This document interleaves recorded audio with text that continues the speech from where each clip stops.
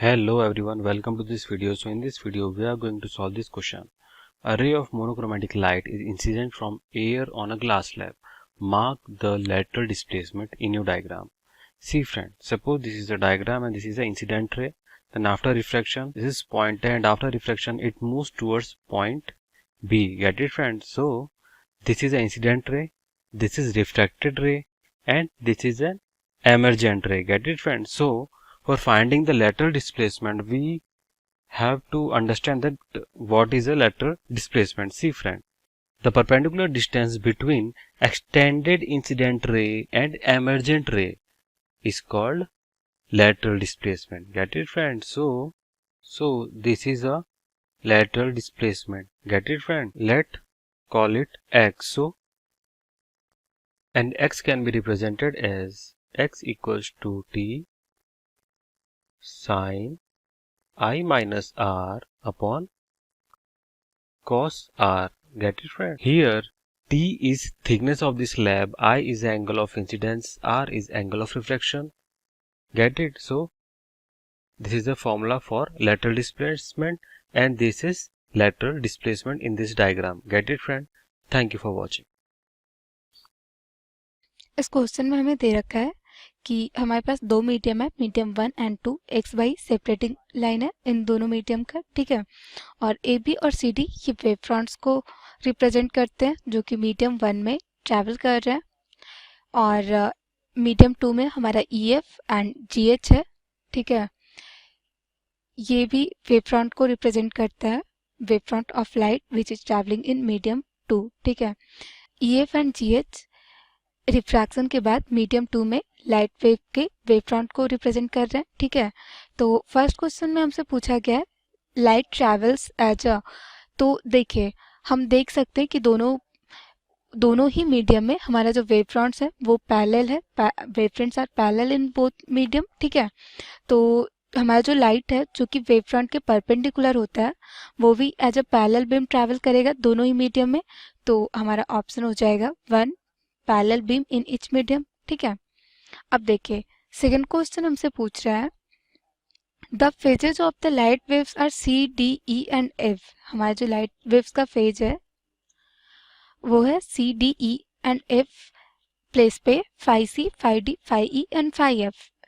तो हमारा दे रखा है कि फाई सी जो है वो फाई एफ के इक्वल नहीं होगा, ठीक है। तो हमसे पूछ रहा है कि इनमें से कौन से ऑप्शन सही है। तो देखिए वेव फ्रंट पे हमारे सारे जो पॉइंट्स होते हैं वो सेम फेज में होते हैं, ठीक है। तो सिंस वेव फ्रंट पे जैसे कि हमारा ए बी है तो ए बी पे सारे ही पॉइंट्स सेम फेज का होगा, तो ये हो जाएगा हमारा phi D equals to phi C, ठीक है, and phi F equals to phi E, ठीक है। तो इसलिए हमारा फिर आ जाएगा phi D minus phi F equals to phi C minus phi E, ठीक है। इन दोनों को सब्ट्रैक्ट कर देंगे तो हो जाएगा हमारा phi D minus phi F equals to phi C minus phi E, ठीक है। तो हमारा आंसर हो गया थर्ड में यही दे रखा है phi D minus phi F is equals to phi C minus phi. अब चलते हैं नेक्स्ट पार्ट पे। नेक्स्ट में दे रखा है स्पीड ऑफ लाइट एज। तो देखें हमारा मीडियम 2 में जो वेव फ्रंट है वो नॉर्मल से अवे की ओर बेंड हो रहा है रिफ्रैक्शन की वजह से, ठीक है।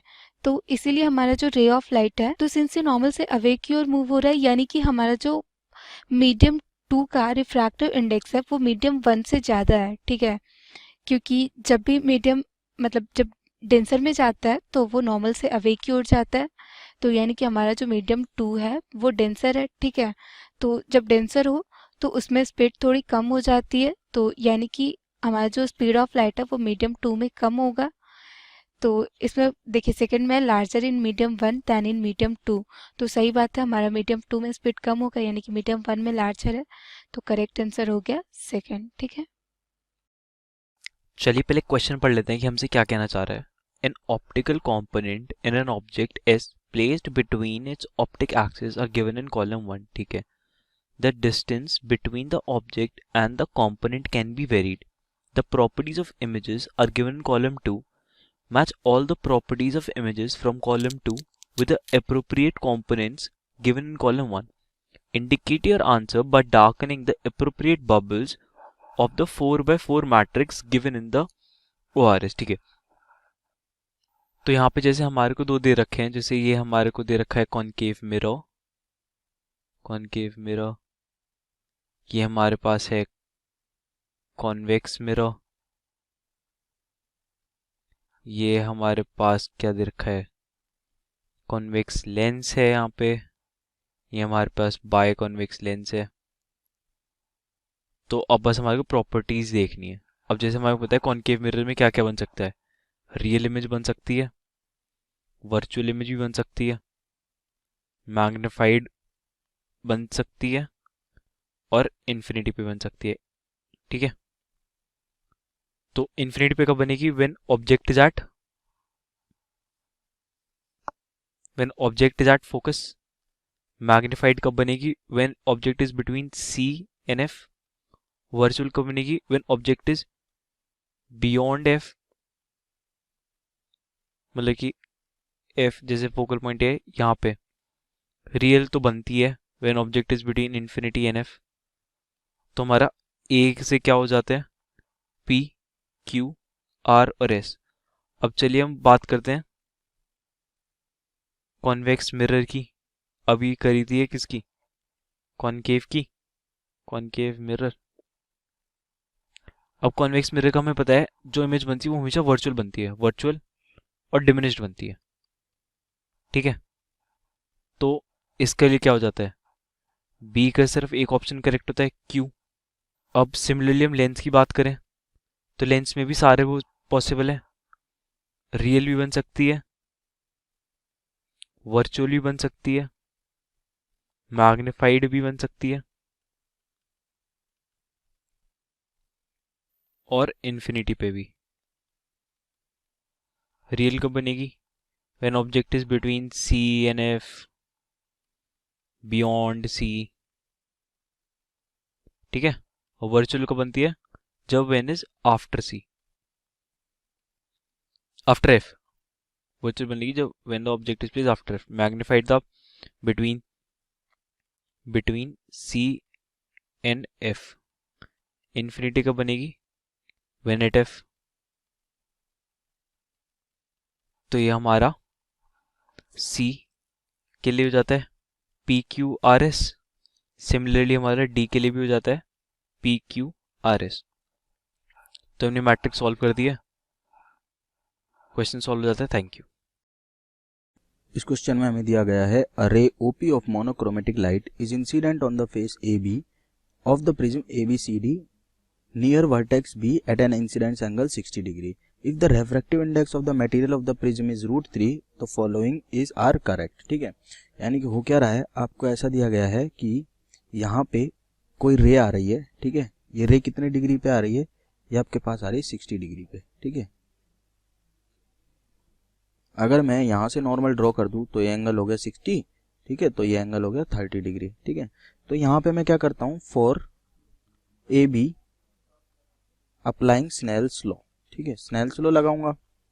अब स्नेल्स लॉ लगाने से मुझे क्या मिलेगा, देखो स्नेल्स लॉ अगर मैं लगा दूँ तो लिखूंगा 1 sin I यानी कि sin 60 is equals to prism का कितना है √3 sin R। ठीक है, sin R मिल जाएगा मुझे। ठीक है, तो ये हो जाएगा sin 60 कितना होता है भाई, √3/2 is equals to √3 sin R। तो R की वैल्यू कितनी आ गई, 30 डिग्री की। यहाँ से कैंसिल आउट हो गया और 30 पे वैल्यू होती है साइन की 1/2, यानी कि यहाँ से कोई रे आएगी और वो इस तरह जाएगी। ठीक है, इस तरह जाएगी। इसका मतलब हुआ क्या कि यहाँ पे एक और रिफ्रैक्शन होना चाहिए। ठीक है, तो यहाँ पे रिफ्रैक्शन के लिए मुझे एंगल ऑफ इंसिडेंस पता होना चाहिए नॉर्मल के साथ, यानी ये एंगल पता होना चाहिए। अगर मुझे ये एंगल मिल जाए तो मैं ये एंगल लिख सकता हूँ। अब देखो ये क्वाड्रिलेटरल बन गया BC, इस पॉइंट को मैं Q नाम दे देता हूँ और ये पॉइंट P है। ठीक है, एंगल ऑफ रिफ्रैक्शन मुझे पता है कितना है, 30 डिग्री है। ठीक है, तो इन क्वाड्रिलेटरल लिखूंगा, इन क्वाड्रिलेटरल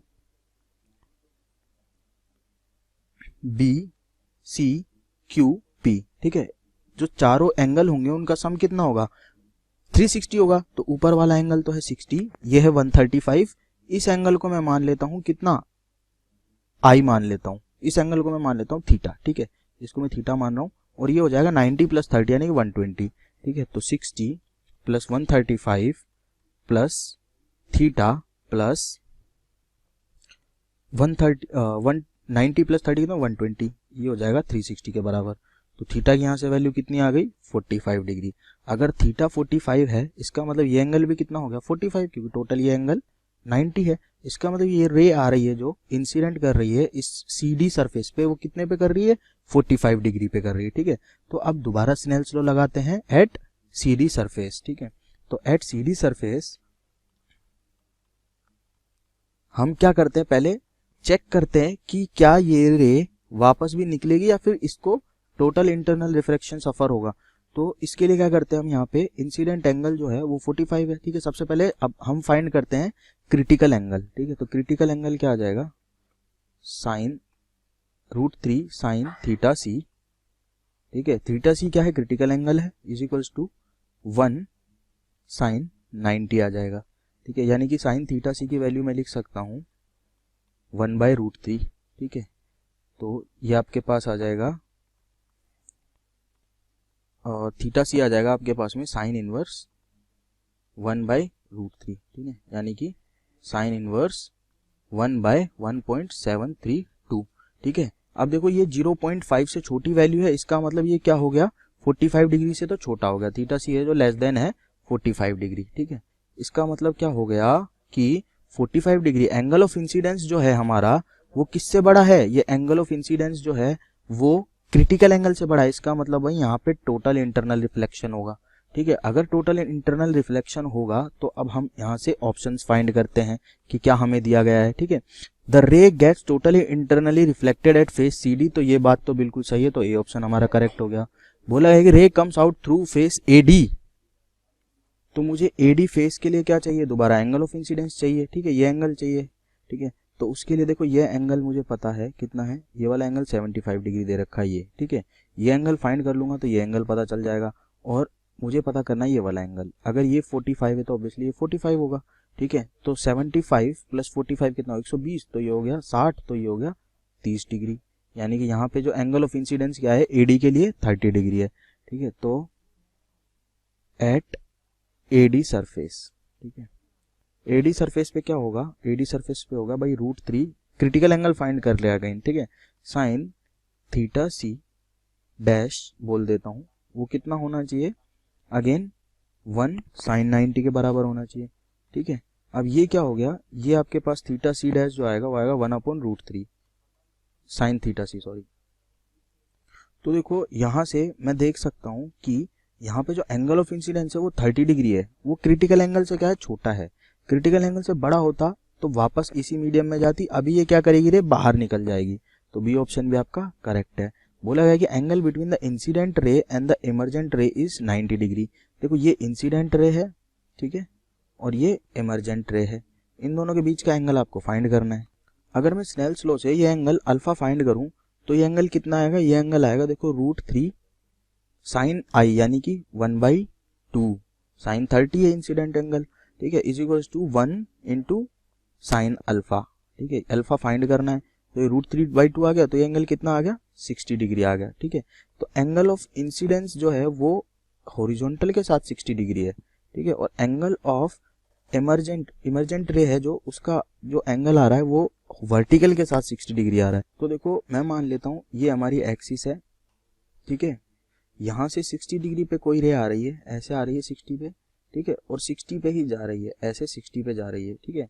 तो ये 60 है तो ये 30 हो गया, यानी कि इमर्जेंट रे और जो सॉरी इनपुट रे है और जो इमर्जेंट रे है उन दोनों के बीच का एंगल कितना हो गया 60 + 30 यानी कि 90 डिग्री हो गया। तो सी ऑप्शन भी करेक्ट है। जब सी करेक्ट है तो डी अपने आप गलत हो गया। तो A B C are the correct options. Hello everyone. A converging lens is used to form an image on a screen. When the upper half of the lens is covered by an opaque screen, half the image will disappear, complete image will disappear, intensity of image will decrease, and intensity of image will increase. To answer this question better, we need to see how a converging lens works. This is the ray diagram of a converging lens. The rays emerge from the object and then after passing through lens they converge on a screen. Now we'll draw the diagram of what happens when we cover half of the lens. As we know that light emerges in every direction from this point. Therefore, light will also go from here to the middle of the lens and then form the complete image. But since the half of the lens is covered, the intensity of the light reaching the screen will decrease. Therefore, the image formed will have a decreased intensity. Thank you. इस question में हमें दिया गया है if epsilon not and mu not are respectively the electric permittivity and magnetic permeability of free space, the epsilon and mu are the corresponding quantities in a medium, the index of refraction of medium in terms of above parameter is. ठीक है, आपको क्या लिखना है, आपको उस medium का refractive index लिखना है जिसकी electric permittivity epsilon not and magnetic permittivity mu है। ठीक है, अब मुझे पता है कि जो एन होता है, ठीक है, मीडियम का रेफ्रेक्टिव इंडेक्स होता है वो क्या होता है, C अपॉन V होता है। ठीक है, यानी कि speed of light and in the air या vacuum divided by speed of light in medium.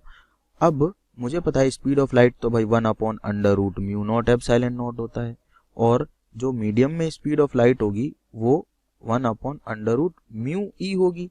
Medium में उसका म्यू, मीडियम का म्यू और मीडियम का ई। ठीक है, तो जो अगर मुझे लिखना है इसका रेफ्रेक्टिव इंडेक्स तो क्या लिख सकता हूँ, C यानी कि 1 upon under root mu naught epsilon naught, और V यानी कि 1 upon under root mu E. तो क्या बन जाएगा इसका एक्सप्रेशन बन जाएगा under root mu upon mu naught into epsilon upon epsilon naught. This is your final answer. इस क्वेश्चन में हमें दिया गया है a point source emits sound equally in all direction in a non observing medium.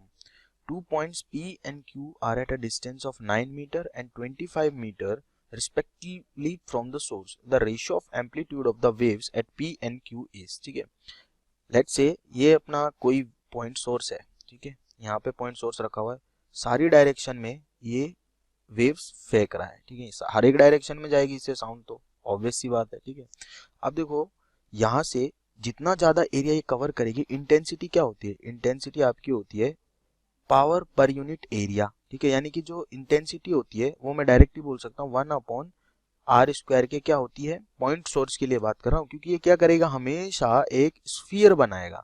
ठीक है, चारों direction में सेम रेज को ये फेंकेगा और इससे जो रेज निकलेंगी वो हमेशा एक यूनिफॉर्म स्फीयर बनाएंगी।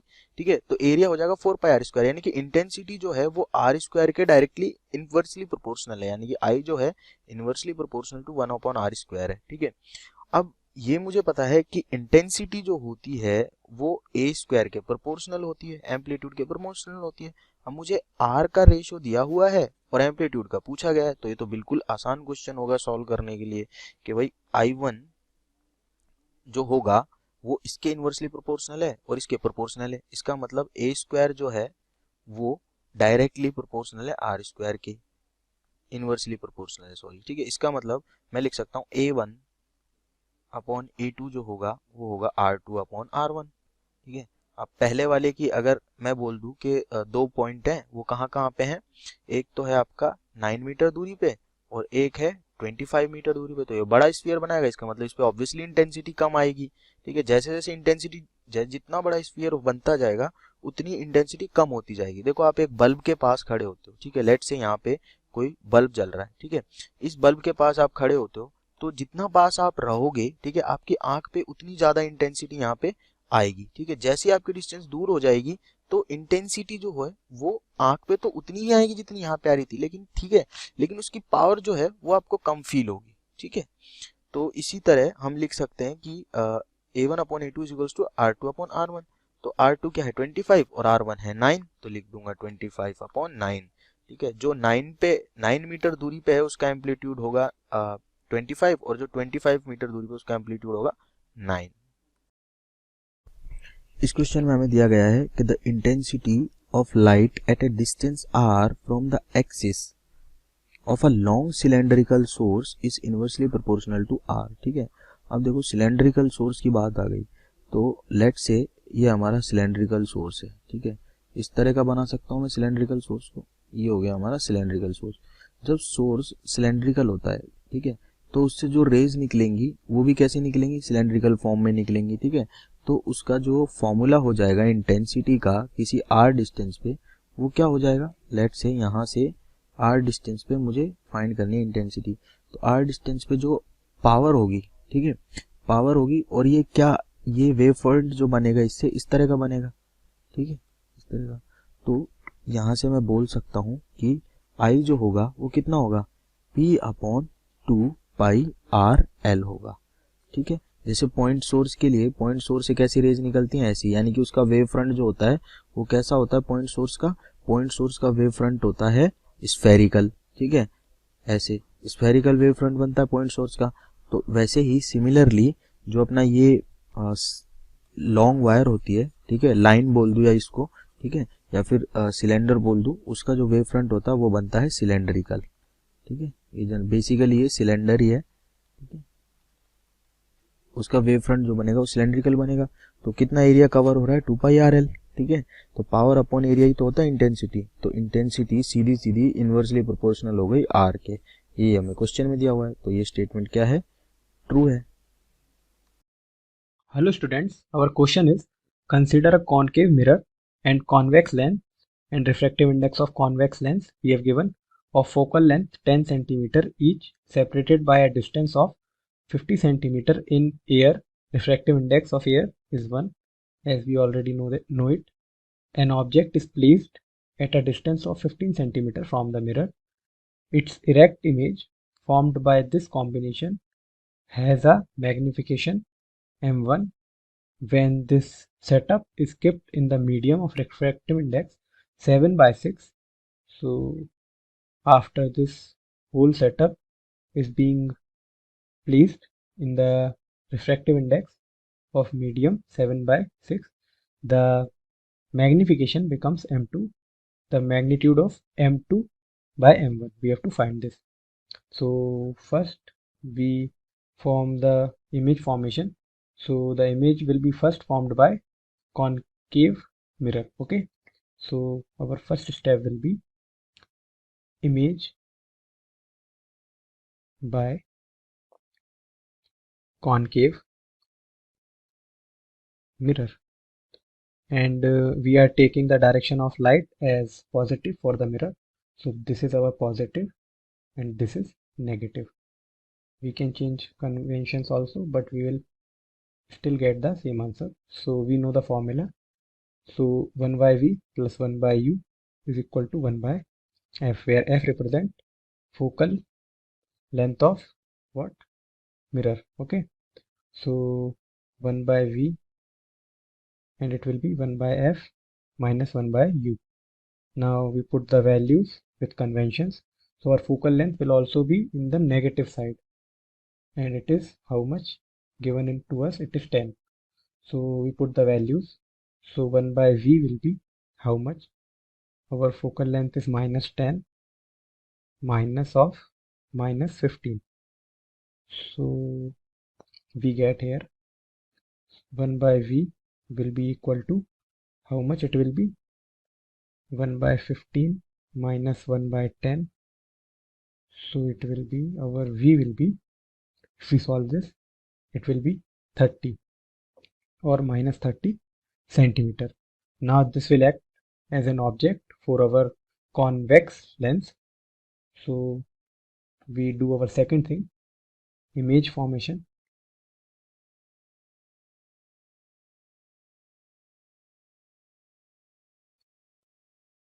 By convex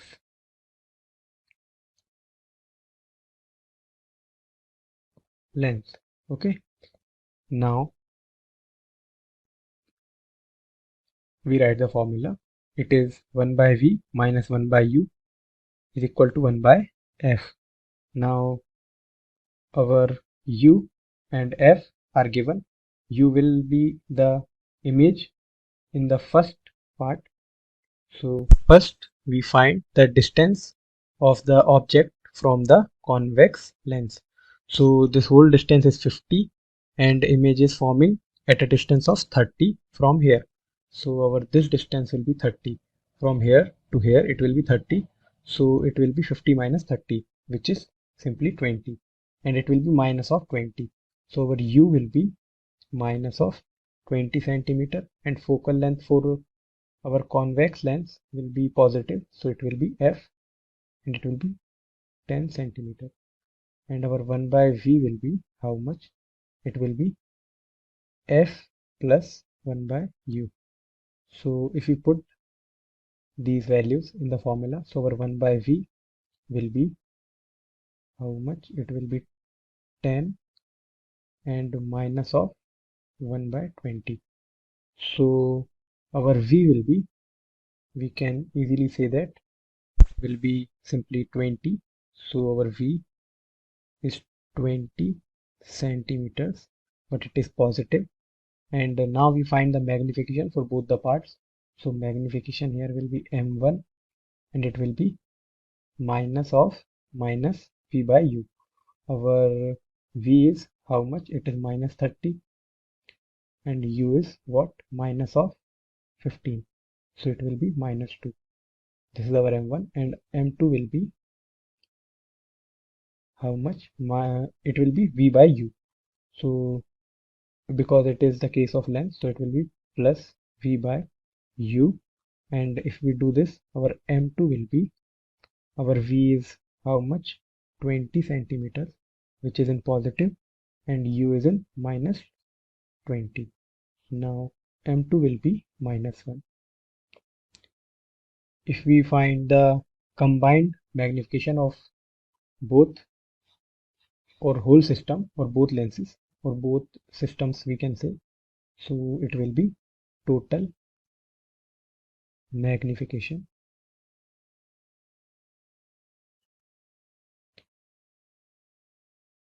will be equal to M1 into M2, which is minus 1 into minus 2, which is 2.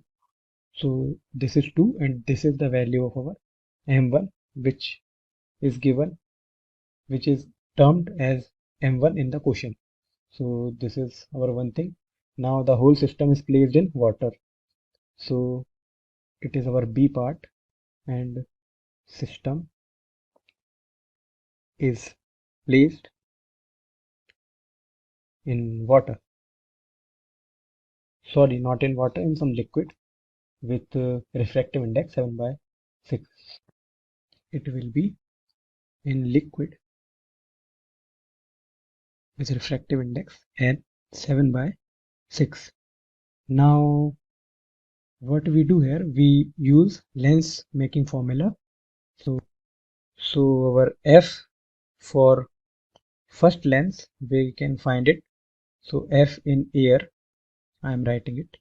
So it will be N2 by N1 minus 1, and it will be 1 by R1 minus 1 by R2. We don't know the value of R1 and R2, and we have nothing to do with them. So F air will be how much? N2 will be the refractive index of glass, which is 1.5, and N1 will be the refractive index of medium, which is 1. So it will be how much? It will be 1.5 minus 1, and our R1 and R2 will remain as it is. Why we are taking them into account, I will tell you, but you will know already. But first we have to write F for liquid, because we have changed the medium. So our N1 will change to 7 by 6 now. So if we write, so it will be 1.5, it will be 7 by 6 minus 1, and our R1 and R2 will remain as it is. Now we have to find basically F liquid, okay, and we know F air, so we take their ratio. So our F air and F liquid will be how much? They will be 0.5 divided by 1.5 into 6 divided by 7 minus 1. Okay, and if we calculate F liquid from here, so F liquid will approximately be equal to 70 by 4. We know F air is what? It is 10 centimeters. If you put the value of it, its value will be 70 by 4 centimeter. Now we have to calculate the image again, or the position of image again. So we will use U, and U will be minus 20 as that of before. So our 1 by V, the formula will be 1 by V minus 1 by U. We are still talking about length, so we are using length formula, and it will be 1 by F. Now it is V. Okay, now our V will be what? 1 by F plus 1 by U, and it is our V. Now if we put the values, our V will be how much? U into F, which is minus 20 into 70 by 4 upon how much? It will be F plus U, which is 70 by 4 minus 20, and its value will come exactly 140 centimeter, that too in positive. Okay, now we will calculate the magnification again. So our magnification M2 dash, I am calling it M2 dash, so it will be 140 minus how much? Upon, sorry, not minus, minus 20. So it will be like this, and it is minus 7. Okay, so it is 7. Now our M1 dash will be equal to M1, because the change in medium will not affect the image by the glass or concave mirror, we can say. So what we get here, our M1, which is equal to, let me check it, it is minus 2. So our M2, which is equal to M1 dash into M2 dash, we can say it will be plus of 14. Now our ratio of M2 is to M1, it will be 14 divided by 2. Our M1 is 2. Let me check it once again. Yeah, it is 2. So its value will be 7, and this is our answer. This question is a bit lengthy, but it's easy. I mean, its concept is easy. So our correct answer is A.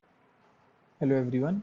A large glass slab of mu is equals to 5 by 3 of thickness 8 cm is placed over a point source of light on a plane surface. It is seen that the light emerges out of the top surface of the slab from a circular area of r centimeters. What is the value of r? So the question is asking us to find out the value of r, which is the radius of the circular area out of which the light emerges. As we can see from the diagram, that tan c is equals to r by 8.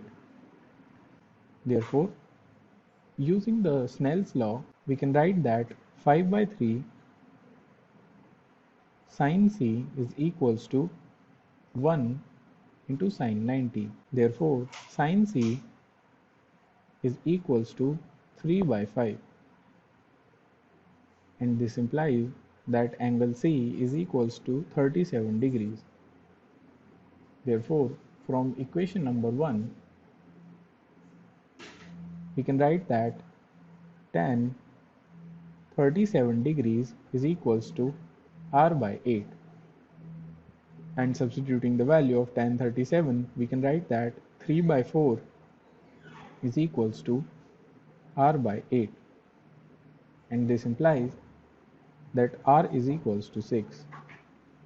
Therefore, on calculation, we can say that the value of r is equals to 6 centimeters. Thank you. AB and CD are two slabs. The medium between slab has refractive index 2. Find the minimum angle of incidence of Q. So that ray is totally reflected by both the slab. Means हमारे पास दो slab है, ये हमारे पास first slab है और ये हमारे पास सेकंड स्लैब है। नाउ अगर हम दोनों स्लैब्स की बात करें तो फर्स्ट स्लैब के लिए जो एंगल होगा वो थीटा C1 क्रिटिकल एंगल होगा। We know according to critical angle definition कि जो हमारे पास फर्स्ट एंगल की बात करूँ sine theta C1 is equal to μ1 divide by μ2। तो फर्स्ट यहाँ पे रिफ्रैक्टिव इंडेक्स कितना है √2 और यहाँ पे कितना है डिवाइड बाय 2। तो कितना होगा हमारे पास theta C1 will be equal to sine inverse 1 by √2। 1 by √2 किस पे होगा 1 बाय रूट हमें पता है 1 बाय √2 हमारे पास होगा 45 डिग्री पे। सो फर्स्ट क्रिटिकल एंगल मेरे पास कितना आया 45 डिग्री। तो अगर मैं सेकंड केस की बात करूँ, सेकंड केस में रिफ्रैक्टिव इंडेक्स हमारे पास इस पॉइंट पे होगा। सो इस केस में जो रिफ्रैक्टिव इंडेक्स क्रिटिकल एंगल होगा कितना होगा theta C2। So sine theta C2 will be equal to medium का कितना है √3 डिवाइड बाय 2। तो यहाँ से कितना आएगा theta C2 will be equal to sine inverse √3 divide by 2। So √3 divide by 2 कितना होगा हमारे पास 60 डिग्री। सो ये हमारे पास क्रिटिकल एंगल है थीटा C2 जो कितना है 60 डिग्री। तो यहाँ से हम देख सकते हैं कि यहाँ पे हमारे पास दोनों एंगल में देखा जाए तो 60 डिग्री हमारे पास ज़्यादा है। सो इट मीन्स हमारे पास जो क्रिटिकल एंगल होना चाहिए मीन्स ये एक क्रिटिकल एंगल का मिनिमम क्रिटिकल एंगल कितना होना चाहिए 60 degree. So minimum critical angle will be equal to minimum critical angle हमारे पास क्या होना चाहिए, तभी उसके अंदर से लाइट हमारे पास टोटल रिफ्लेक्शन प्लेस होगा अगर हमारे पास एंगल क्रिटिकल एंगल कितना होगा 60 degree. So minimum critical angle will be equal to 60 degree. तो इस क्वेश्चन में एक मटेरियल है जिसका रिफ्रैक्टिव इंडेक्स √2 है और एक लाइट आती है AB पे स्ट्राइक करती है और वो रिफ्रैक्ट होती है, फिर स्फेरिकल सरफेस आता है जिसका रेडियस ऑफ कर्वेचर हमें दिया है 40 सेंटीमीटर है और फिर वो रिफ्रैक्टिव इंडेक्स 1.514 पे निकल जाती है।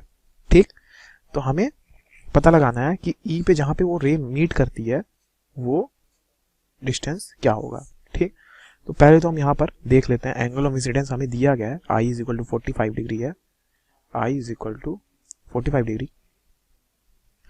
तो हम स्नेल्स लॉ लगा देते हैं। तो μ1 sin I is equal to μ2 sin R।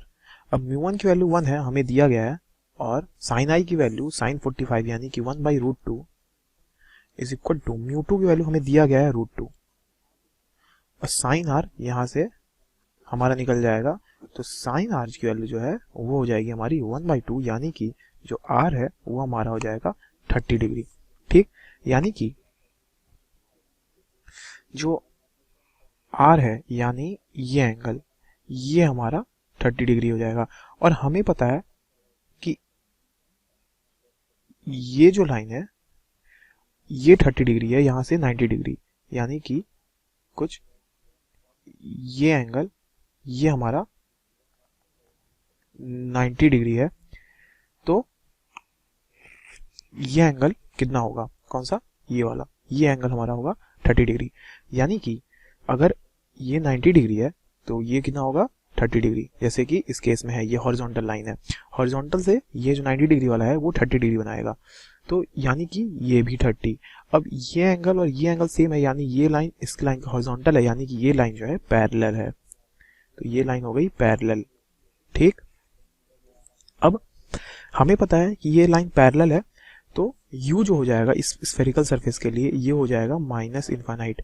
अब हम फॉर्मूला लगा देते हैं μ2/v minus μ1/u is equal to μ2 minus μ1/r। अब इसमें हमारा ये टर्म 0 हो जाएगा, क्यों, क्योंकि u इन्फिनिटी है। तो ये हमारा आ जाएगा μ2 यानी कि 1.514 divide by v is equal to 1.514 minus 1.414 whole divide by radius of curvature हमें दिया गया है 0.4 मीटर यानी कि 40 सेंटीमीटर। तो यहाँ से हमारा v आ जाएगा, हमारा 40 into 1.514 whole divide by 1.514 minus 1.414।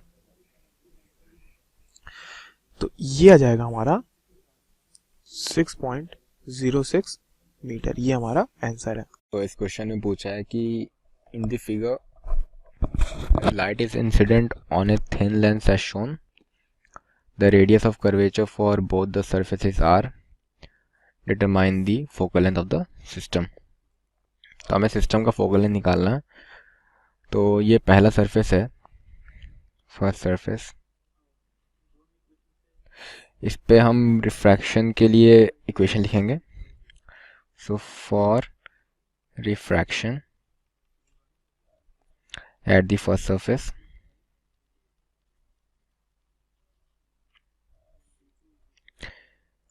हम फॉर्मूला लगाते हैं μ2 by v minus μ1 by u is equals to μ2 minus μ1 by r. So μ2 by v, v हो जाएगा इसमें v1 minus μ1 by u, u हो जाएगा minus of infinity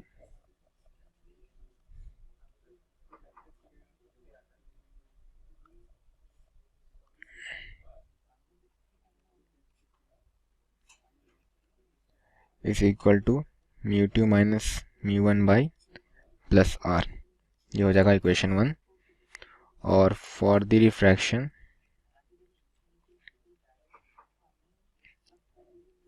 eight second surface,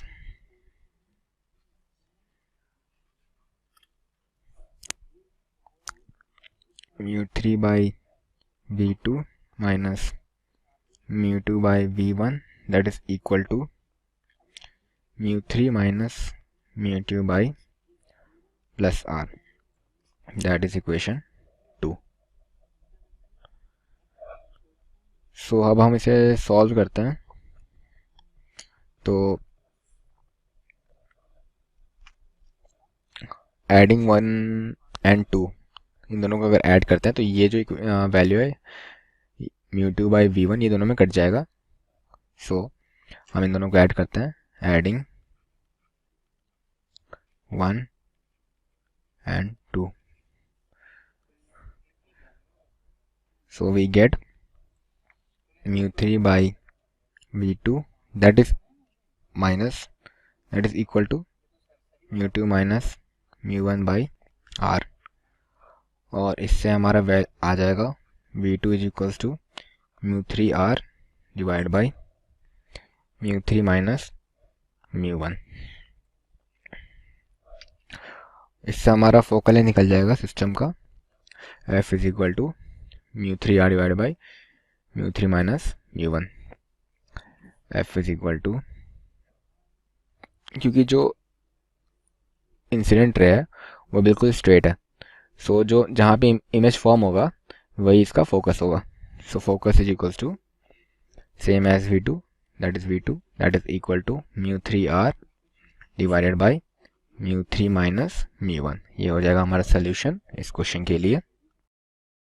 hello students, ये question दिया गया है जिसमें कि एक थिन इक्वी कॉन्वेक्स लेंस है, यानी कि ये थिन इक्वी कॉन्वेक्स लेंस आपको दिया गया है, ठीक है, जिसका रिफ्रैक्टिव इंडेक्स है 3/2, यानी कि n1 हमको दिया गया है 3/2, ठीक है. दूसरी इंफॉर्मेशन है is placed on horizontal plane mirror. ये हमारे पास एक प्लेन मिरर है, ठीक है. ये क्या है, ये प्लेन मिरर है. और the space between the lens and the mirror is filled with the liquid of refractive index 4/3. तो जो स्पेस है, जो इसको n2 बोल देते हैं, बिकॉज n1 आप एयर को ले लो 1 और n2 मान लो आप जो लिक्विड है, ठीक है. दूसरा क्या है, n2 क्या है, लेंस आपका. और तीसरा क्या है, n3 आपको दिया गया है लिक्विड का 4/3 रिफ्रैक्टिव इंडेक्स, ठीक है. तो ये लिक्विड है, लिक्विड का रिफ्रैक्टिव इंडेक्स 4/3, n1 आपको दिया गया है 1, ठीक है. 3 इंफॉर्मेशन हमको पता है, एयर का, लेंस का और लिक्विड का रिफ्रैक्टिव इंडेक्स. ये ग्लास है. अब क्या बोले, it is found that when a point object is placed 15 centimetre above the lens on its principal axis the object coincide with its own image. Okay, तो यहाँ पर क्या है कि अगर u की वैल्यू हो जाती है -15 सेंटीमीटर, समझ रहे हैं ना, -15 क्यों, क्योंकि ये इंसिडेंस रे के अपोजिट डायरेक्शन में है, ठीक है, -15 सेंटीमीटर.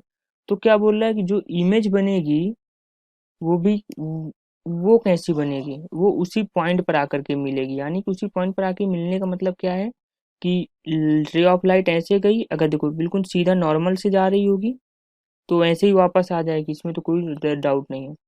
बट अगर वो इस पाथ में जा रही होगी ऐसे किसी एंगल पर, तो वो तभी इस पर वापस आ पाएगी जब वो यहाँ से परपेंडिकुलर जाए, यानी कि रिफ्रैक्ट होने के बाद वो परपेंडिकुलर हो जाए।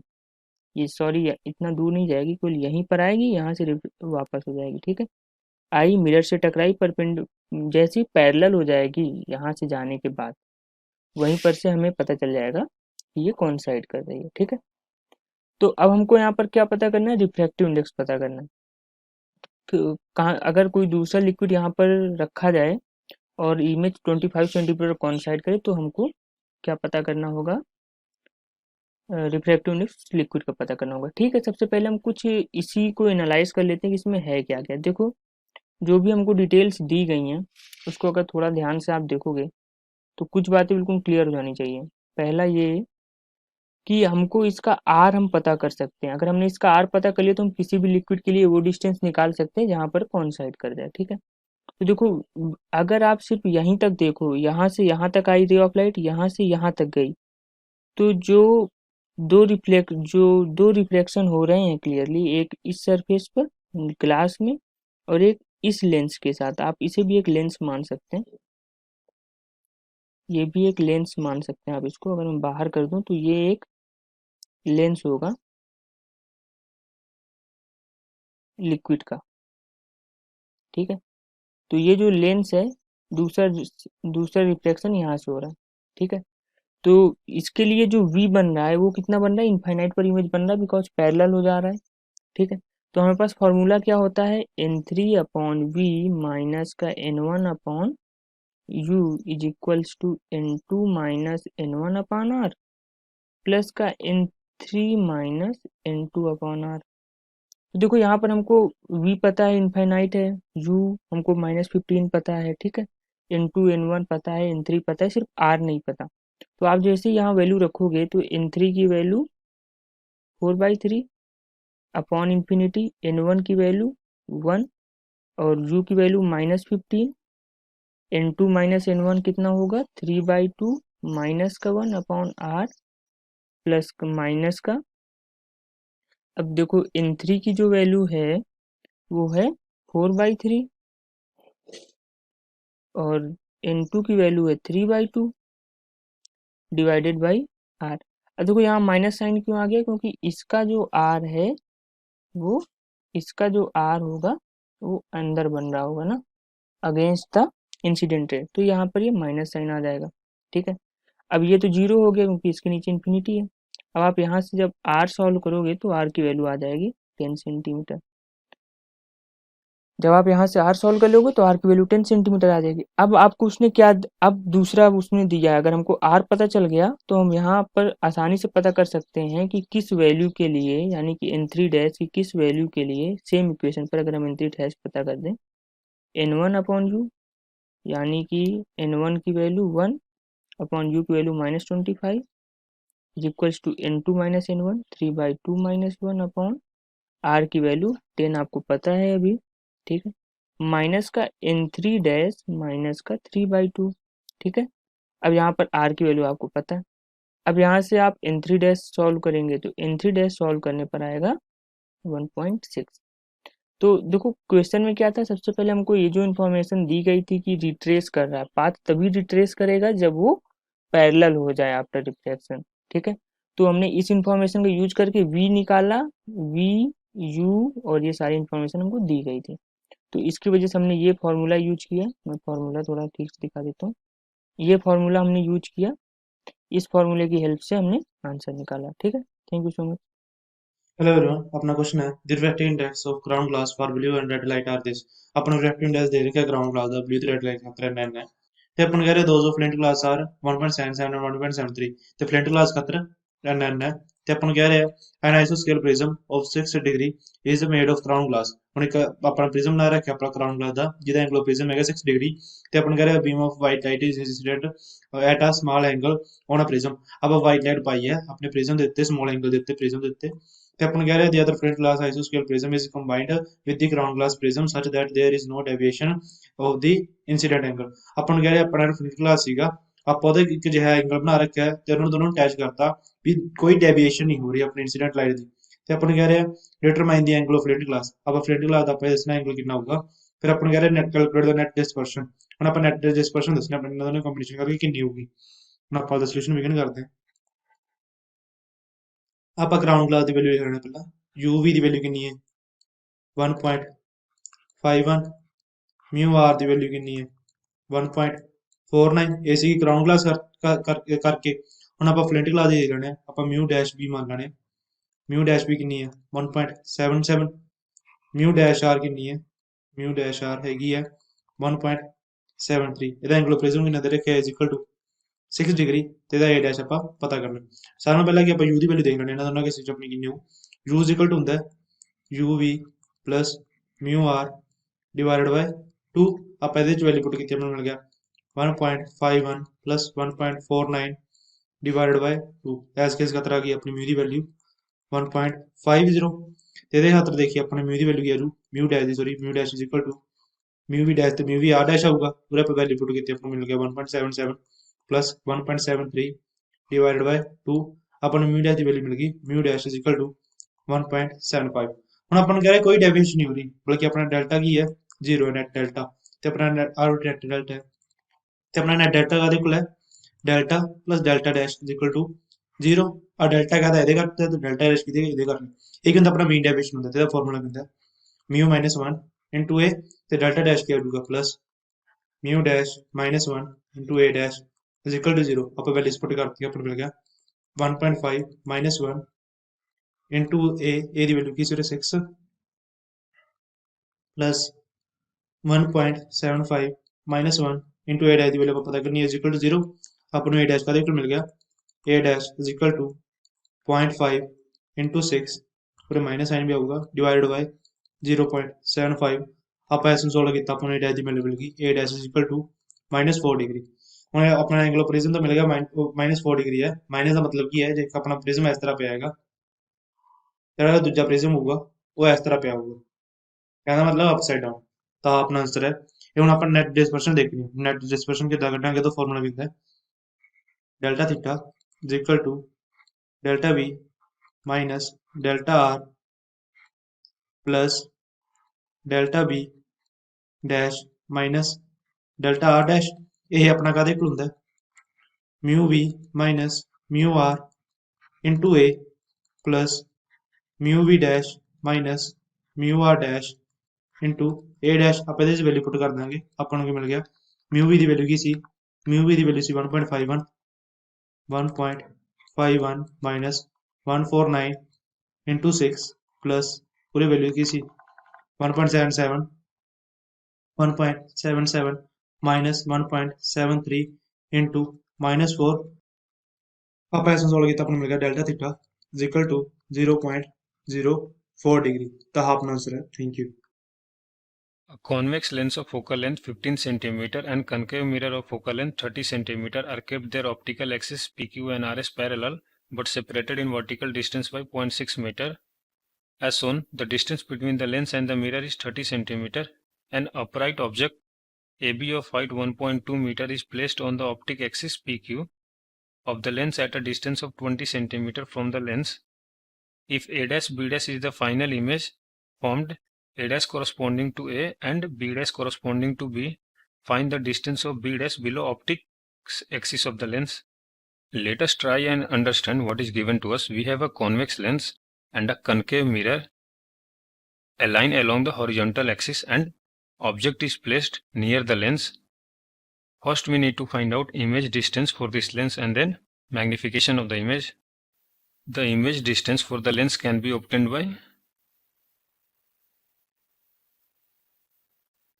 this formula 1 by f equal to 1 divided by v minus 1 divided by u, where u is object distance for the lens and V is image distance for the lens and F is focal length of the lens, and we have given that U equal to plus 20 centimeter and F equal to minus 15 centimeter. Now we can find image distance. 1 divided by V equal to 1 divided by F plus 1 divided by U. 1 divided by F is minus 15 centimeter plus 1 divided by U is plus 20 centimeter. After solving this, we get 1 by V equal to minus 1 divided by 60. So V equal to minus 60 centimeter. The negative sign indicates that the image is formed to the left of the lens and the image is real. Now for magnification of the lens, taking ml, and formula for magnification of lens is image distance divided by object distance. V divided by U. V is minus 60 and U is 20. So minus 60 by 20 is minus 3. The negative sign indicates that the image formed is inverted and the image is magnified by a factor of 3.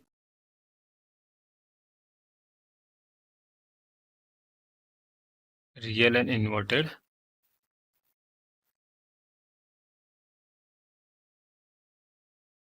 Image distance of the lens is left to the 60 centimeter.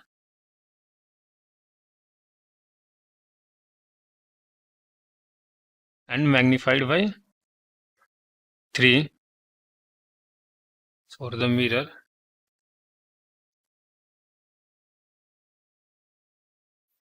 Let us first look at the concave mirror.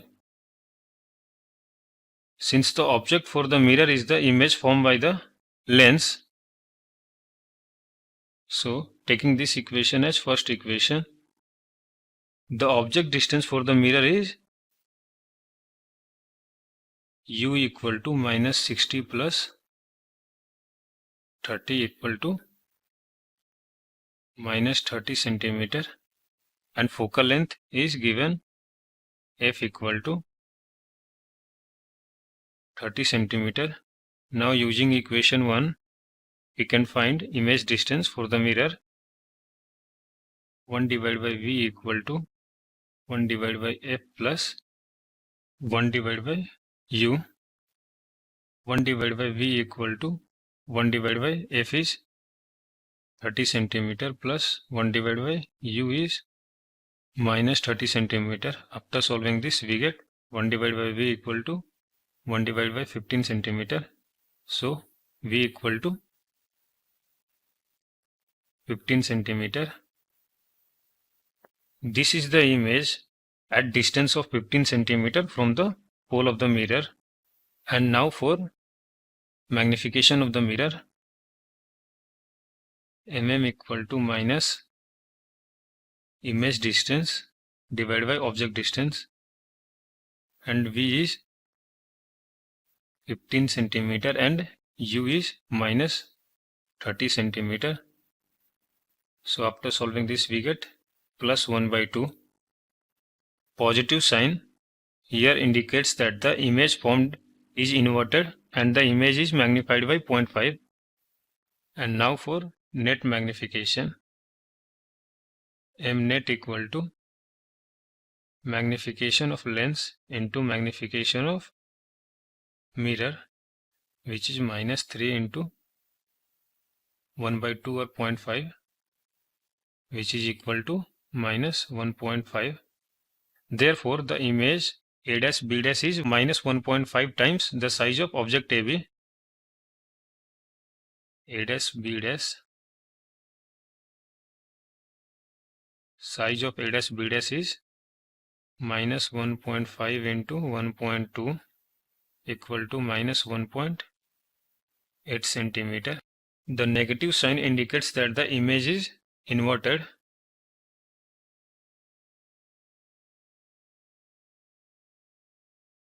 This image will form if we draw the diagram. Lens of image is here magnified by 3 and this distance is 0.6 and mirror image is here, size of A dash B dash is, and now we have to find the B dash. Remember that PQ is the optic axis of the lens and RS is the optic axis of the mirror. The image of B formed by the convex lens is 0.6 cm above RS. Since it forms inverted image along PQ with the tip of the B on the Q and the distance between PQ and RS is 0.6 cm, this image gets magnified 0.5 times by the mirror, which means that the image of B gets displaced by 0.6 into 0.5, which is equal to 0.3 cm up from RS. This means that the B dash will be 0.3 cm above RS. This is the answer. इस question हमें एक ray of light दे रखी थी, वो air में travel कर रही थी, वो इंसिडेंट करती है at a creasing angle of 90 degree, ठीक है, on a long rectangular slab of transparent medium of thickness 1, ठीक है।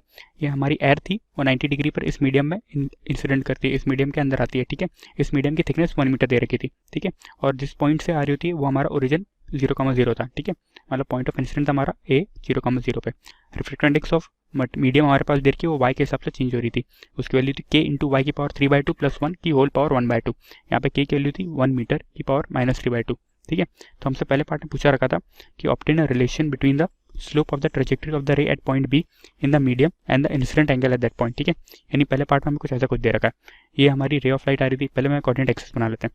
ये हमारी एक्स एक्सिस और वाई एक्सिस है, ठीक है, ये एक्स एक्सिस थी और ये हमारी वाई एक्सिस थी। तो हमारी रे ऑफ लाइट आ रही थी पॉइंट ए पे, जो कि ओरिजिन था हमारा, ये पॉइंट ए पे आ रही थी जो ओरिजिन था, इससे कोऑर्डिनेट 0,0 थे, ठीक है। हमारा पॉइंट बी है, इससे कोऑर्डिनेट x, y है, ठीक है। ये पॉइंट बी हमारा एक्स एक्सिस से कुछ एंगल थीटा बना रहा होगा, एक्स एक्सिस एंगल थीटा बना रहा होगा। तो हमें पहले पार्ट में निकालना था relation between the slope of trajectory and incident angle, ठीक है, स्लोप ऑफ ट्रेजेक्टरी और इंसिडेंट एंगल के बीच में, ठीक है। तो इंसिडेंट एंगल हम मान लेते हैं, ये हमारा इंसिडेंट एंगल आई हो रहा था, ठीक है। यहाँ से ये कुछ बेंट हो रही थी नॉर्मल की तरफ से, क्योंकि रिफ्लेक्टिव इंडेक्स की वैल्यू जो दे रखी है वो कुछ ऐसी दे रखी है, k इंटू वाई की पावर 3/2 प्लस 1 की पावर होल 1/2, ठीक है। तो आप देख सकते थे जैसे जैसे y बढ़ रहा होगा उससे रिफ्लेक्टिव इंडेक्स की वैल्यू भी बढ़ रही होगी, ठीक है, यानी रेयर मीडियम से डेंसर मीडियम की तरफ जा रहा होगा, ठीक है। तो अब ये हमारा एक ट्राइंगल बन रहा है, इसमें थीटा प्लस आई, ठीक है, और ये हमारा 90 डिग्री था, थीटा प्लस आई प्लस 90 की वैल्यू 180 डिग्री है, ठीक है। यानी हमारे पास यहाँ से थीटा प्लस आई की वैल्यू आ रही थी 90 डिग्री, ठीक है, यानी यहाँ से हमारे पास थीटा की वैल्यू आ रही थी 90 माइनस आई, ठीक है। तो हमसे पहले पार्ट में पूछा था relation between slope of trajectory. Slope of trajectory होता है हमारा dy/dx, ठीक है। स्लोप ऑफ ट्रेजेक्टरी को हम m से लिखते हैं और स्लोप ऑफ ट्रेजेक्टरी होता था dy/dx, ठीक है, of a ray at point B in the medium and incident angle at that point, ठीक है। इंसिडेंट एंगल इस पॉइंट पे आई था, तो हमारे पास स्लोप ऑफ ट्रेजेक्टरी dy/dx होता और dy/dx होता था हमारे यहाँ पे tan थीटा, ठीक है। ये होता था slope of trajectory dy/dx equals to tan theta. तो थीटा की वैल्यू हमारे पास 90 माइनस आई थी, यानी dy/dx की वैल्यू होती 10 times of tan of 90 minus I, ठीक है, 10 90 माइनस आई यानी cot आई हो जाता, ठीक है। तो हमारे पास dy/dx की वैल्यू आ रही थी cot आई, यानी स्लोप ऑफ द ट्रेजेक्टरी, जो स्लोप आ रहा होता उसका slope dy/dx equals to slope होता था, उसकी वैल्यू आ रही थी cot आई, ठीक है। पहले पार्ट में यही पूछा था slope of the trajectory and incident angle at that point, ठीक है। तो ये पहले पार्ट का हमारा आंसर था। दूसरे पार्ट में हमसे पूछ रखा है, दूसरे पार्ट में हमसे पूछा है, दूसरे पार्ट में हमसे उसने पूछ रखा था हमें obtain an equation for the trajectory yx of the रे इन the medium, obtain an equation for the trajectory yx of the रे इन द मीडियम, ठीक है, ये हमें निकालना था। तो दूसरे पार्ट के लिए हम सॉल्व करते हैं, तो हमें इक्वेशन ऑफ ट्रेजेक्टरी निकालनी है, इक्वेशन ऑफ ट्रेजेक्टरी निकालनी है। तो हम मान लेते हैं हम स्नेल्स लॉ लगा रहे हैं यहाँ पे पॉइंट ए और बी के बीच में, Snell's law for A and B, ठीक है, यानी Snell's law for A and B, यानी इंसिडेंट रे जब आ रही होगी उस मीडियम से टू पॉइंट बी तक हम स्नेल्स लॉ लगाते हैं, ठीक है, ए टू बी, यहाँ से मतलब इंसिडेंट रे यहाँ पे आ रही थी हमारी 90 डिग्री पे, ठीक है, टू पॉइंट बी तक हम स्नेल्स लॉ लगाते हैं। तो स्नेल्स लॉ क्या कहता था हमारा, स्नेल्स लॉ के हिसाब से जो म्यू होता था उसकी वैल्यू साइन आई अपॉन में साइन आर होती थी, ठीक है, ये स्नेल्स लॉ कहता था, ठीक है। हमारे इस केस में जो इंसिडेंट रे आ रही थी वो ग्रेजिंग एंगल यानी 90 डिग्री पे आ रही थी और रिफ्रैक्टिव इंडेक्स उसका y के हिसाब से चेंज हो रहा था, तो इसकी वैल्यू थी साइन 90, ठीक है, अपॉन में साइन आर। यहाँ पे एंगल ऑफ रिफ्रैक्शन कितना हो रहा था, ठीक है, हम यहाँ पे ए और बी के बीच में लगा रहे हैं, तो एंगल ऑफ रिफ्रैक्शन हमारे यहाँ पे आई हो जा रहा था, ठीक है, एंगल ऑफ रिफ्रैक्शन ये आई था तो यहाँ पे भी आई हो जाता था, तो एंगल ऑफ रिफ्रैक्शन यहाँ पे साइन 90 अपॉन में साइन आई हो रहा था, ठीक है, साइन 90 अपॉन में साइन आई हो जा रहा था, ठीक है। ये हमने बेसिकली जो स्नेल्स लॉ है वो पॉइंट ए पे ही लगाया है, ठीक है। पॉइंट ए पे हमने यहाँ पे स्नेल्स लॉ लगा रखा है, ठीक है। पॉइंट ए पे हमने स्नेल्स लॉ लगा रखा है। हमने ए टू बी का इसलिए जिक्र करा है क्योंकि बी पे यहाँ पे एंगल ऑफ इंसिडेंस आई हो रहा था, इसलिए यहाँ पे एंगल ऑफ इंसिडेंस यहाँ पे भी उसकी वैल्यू आई हो जाए, इसलिए हमने Snell's law A to B बोला है, जबकि हमने basically Snell's law point A पे ही लगाया था, ठीक है। तो इसकी वैल्यू हमारे पास कितनी हो रही थी, साइन 90 की वैल्यू 1 हो जाती, अपॉन में साइन आई चल रहा होता, ठीक है, यही चल रहा होता। और रिफ्रैक्टिव इंडेक्स की वैल्यू हमारे पास दे रखी थी, वो वाई के हिसाब से चेंज हो रही थी, तो इसकी वैल्यू थी हमारे पास के इंटू वाई की पावर 3/2 प्लस 1 की होल पावर 1/2, ठीक है, ये चल रहा था, इक्वल्स टू 1 अपॉन में साइन आई चल रहा था, ठीक है। इक्वेशन ऑफ ट्रेजेक्टरी निकालना है हमारे पास, 1/sin आई क्या होता है, कोसेक आई हो जाता, तो इसकी वैल्यू यहाँ पे आ जाती कोसेक आई, ठीक है, कोसेक आई। और हम जानते हैं कि ये हमारी ट्रिग्नोमेट्री में की इक्वेशन होती है cosec square theta minus cot square theta equals to 1, ये हमारे पास ट्रिग्नोमेट्री में की इक्वेशन होती है, आइडेंटिटी होती है, ठीक है। तो यहाँ पे हमारे पास कोसेक स्क्वायर थीटा की वैल्यू रहती है 1 प्लस कॉट स्क्वायर थीटा, यानी कोसेक थीटा क्या रहती है under root of 1 plus cot square theta, यानी कोसेक आई की वैल्यू होती है under root of 1 plus cot square I, ठीक है। ये चल रहा था 1 प्लस कॉट स्क्वायर आई। और कॉट आई की वैल्यू हमारे पास हमने निकाली थी, कॉट आई की वैल्यू हमारे पास निकाली थी, कॉट आई की वैल्यू आ रही थी dy/dx, ठीक है, ये आ रही थी कॉट आई की वैल्यू dy/dx, तो हम इसकी यहाँ पे वैल्यू पुट कर देते हैं, तो हमारे पास ये चल रहा था k इंटू वाई की पावर 3/2 प्लस 1 की होल पावर 1/2 इक्वल्स टू यहाँ पे हमारे पास चल रहा था under root of 1 plus cot square I, यानी 1 प्लस dy/dx का होल स्क्वायर, ठीक है, ये चल रहा था 1 प्लस dy/dx का होल स्क्वायर, ठीक है। हम स्क्वायरिंग बोथ साइड्स कर देते हैं, तो स्क्वायरिंग बोथ साइड्स करेंगे तो क्या चल रहा होगा, k इंटू वाई की पावर 3/2 प्लस 1, ठीक है, इसका स्क्वायर कर देंगे तो ये 1 ही हो जाएगा, मतलब इसकी पावर 1 हो जाएगी, और यहाँ का भी कर देंगे स्क्वायर तो ये हो जाएगा 1 प्लस dy/dx का होल स्क्वायर चल रहा होगा, ठीक है। तो यहाँ से हमारे पास dy/dx के होल स्क्वायर की वैल्यू आ रही होगी, dy/dx के होल स्क्वायर की वैल्यू हमारे पास यहाँ से आ रही होगी, dy/dx के होल स्क्वायर की वैल्यू हमारे पास यहाँ से आ रही होगी, यहाँ से 1 से 1 कट जाएगा, तो इसकी वैल्यू हो जाएगी हमारे पास k इंटू वाई की पावर 3/2, ठीक है, ये चल रहा होगा, ठीक है। अब यहाँ पे dy/dx का स्क्वायर था, तो dy/dx की वैल्यू हो रही होगी, dy/dx की वैल्यू हो रही होगी, इसको 1/2 से मल्टीप्लाई कर देंगे दोनों की पावर को, तो इसकी वैल्यू आ जाएगी k इंटू वाई की पावर 3/2 की होल पावर 1/2, ठीक है, ये चल रहा होगा। तो अब क्या चल रहा होगा हमारा, हम y वाले टर्म को साथ में रख देते हैं और x वाले टर्म को साथ में रखते हैं, तो dy इंटू k की पावर 1/2 हो जाती और y की पावर हो जाती 3/4, तो dy इंटू वाई की पावर 3/4 इक्वल्स टू k की पावर 1/2 यानी रूट के इंटू dx चल रहा होता, ठीक है। अब हम इसको इंटीग्रेट कर देते हैं, इसको इंटीग्रेट कर देते हैं, तो ये इंसिडेंट रे हमारे ओरिजिन से आ रही थी, यानी 0 से आ रही है दोनों, ठीक है, y की वैल्यू भी 0 थी ओरिजिन पे और x की वैल्यू भी 0 थी, ये किसी डिस्टेंस y तक जा रही होगी और ये किसी डिस्टेंस x तक जा रही होगी, तो कि हम इक्वेशन ऑफ ट्रेजेक्टरी किसी जनरल पॉइंट x, y पे निकालते हैं, ठीक है। तो इसका इंटीग्रेशन चल रहा होगा y की पावर माइनस 3/4 का इंटीग्रेशन dy के रिस्पेक्ट में, ये हो रहा होगा 0 से y तक, और ये चल रहा होगा रूट के बाहर आ जाएगा, ठीक है, dx का इंटीग्रेशन चल रहा होगा 0 to x, ठीक है, ये चल रहा होगा हमारे पास। तो इसकी वैल्यू कितनी हो रही है हमारे पास, यहाँ पे y की पावर माइनस 3/4, इसका इंटीग्रेशन हो रहा होगा y की पावर माइनस 3/4 प्लस 1 अपॉन में माइनस 3/4 प्लस 1, ठीक है, ये हमने इंटीग्रेशन करा इसका, ये लिमिट चल रही है इसकी 0 से y पे, ठीक है, इक्वल्स टू यहाँ पे हमारे पास चल रहा होगा रूट के इंटू dx का इंटीग्रेशन x हो रहा था, x और लिमिट चल रही होती 0 से x तक, ठीक है। तो इसकी वैल्यू हमारे पास आ रही होती माइनस 3/4 प्लस 1 करता तो पावर 1/4 हो रही होगी, 1/4 यानी 4 ऊपर आ रहा होगा, तो 4 टाइम्स ऑफ y की पावर 1/4 हो रही होगी, और यहाँ से आ रहा होगा हमारे पास रूट के इंटू एक्स, ठीक है, ये आ गया होगा। तो y की वैल्यू हमारे पास कितनी आ रही होगी, y की वैल्यू हमारे पास आ रही होगी इक्वल्स टू रूट के इंटू एक्स बाय 4, ठीक है, की होल पावर 4, ये y की वैल्यू आ रही होगी, ठीक है, यानी हमारे पास y की वैल्यू आ रही है, y की वैल्यू आ रही है k स्क्वायर हो जाएगा, ठीक है, रूट के की पावर 1/2 थी तो इसकी वैल्यू k स्क्वायर हो रही होगी, k square into x by 4 की पावर 4, ठीक है, ये हमारे पास y की आ रही है, ये हमारे सेकंड पार्ट का आंसर था, ये हमारी इक्वेशन ऑफ ट्रेजेक्टरी थी जो उसने सेकंड पार्ट में पूछ रखी थी, ठीक है। और अब हम देखते थर्ड पार्ट में हमसे क्या पूछा था, ठीक है, हमने अभी 2 पार्ट सॉल्व कर दिए। फर्स्ट पार्ट में उसने हमसे पास स्लोप का पूछा था with the relation with angle of incident के रिस्पेक्ट में, और सेकंड पार्ट में इक्वेशन ऑफ ट्रेजेक्टरी पूछ रखी थी, ठीक है, तो हमने निकाल लिया।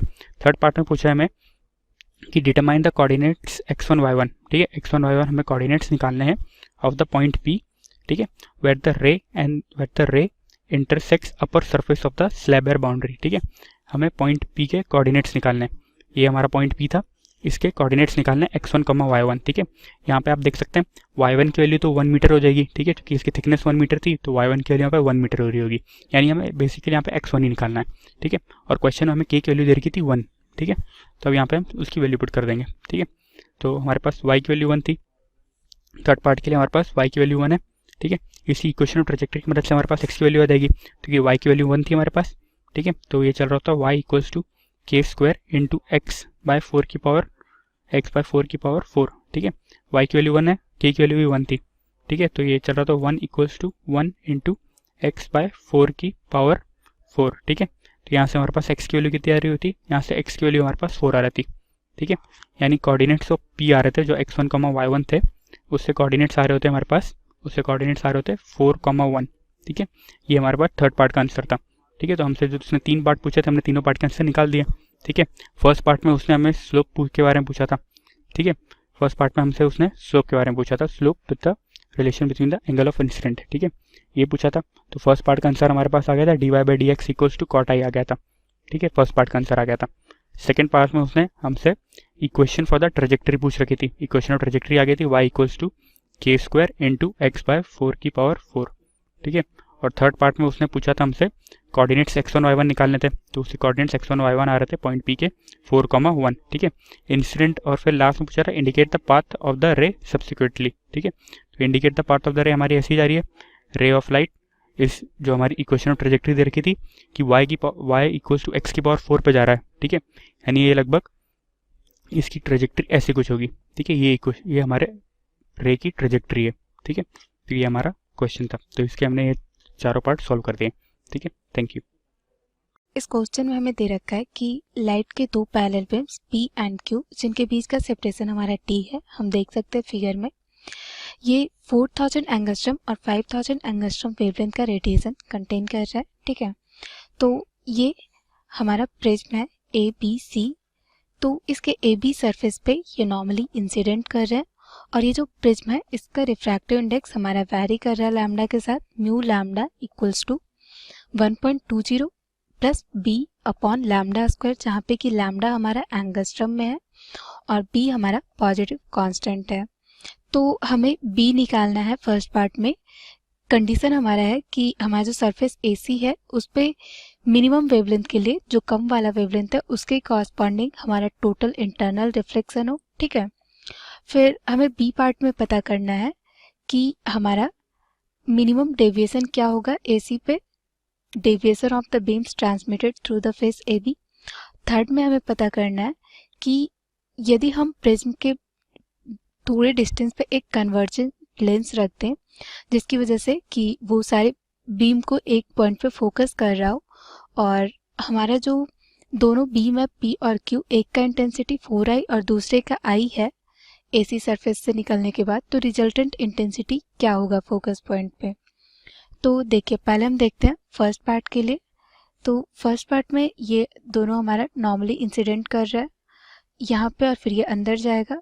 तो देखिए ये जो एंगल है ये हमारा 90 डिग्री माइनस थीटा हो जाएगा, ये भी हमारा जाएगा AC सरफेस पे, तो ये एंगल जो होगा ये एंगल दोनों का 90 डिग्री माइनस थीटा हो जाएगा, ठीक है। तो यानी कि हमारा एंगल ऑफ इंसिडेंस आ गया। तो देखिए हमारा एंगल ऑफ इंसिडेंस यानी कि ये जो नॉर्मल है इससे हमारा एंगल आ गया थीटा, ठीक है, ये एंगल हमारा थीटा आ गया। इस वाले रे के लिए भी हमारा ये एंगल थीटा आ जाएगा, ये जो हमारा एंगल होगा ये हमारा थीटा हो गया, क्योंकि ये जो एंगल है ये हमारा 90 डिग्री माइनस थीटा है, ठीक है। तो देखिए हमारा P का वेवलेंथ है 4000 और Q का वेवलेंथ हमारा 5000 एंगस्ट्रम। तो हमें चाहिए कि हमारा मिनिमम, हमें मतलब टोटल इंटरनल रिफ्लेक्शन जो होगा उसके लिए हमारा थीटा क्रिटिकल एंगल से बड़ा होना चाहिए, और for a smaller value of C हमारा जो वैल्यू ऑफ म्यू होगा वो हाई होगा, और इसे ऐसा कह सकते हैं कि हमारा जो लैम्डा होगा वेवलेंथ वो स्मॉल होगा।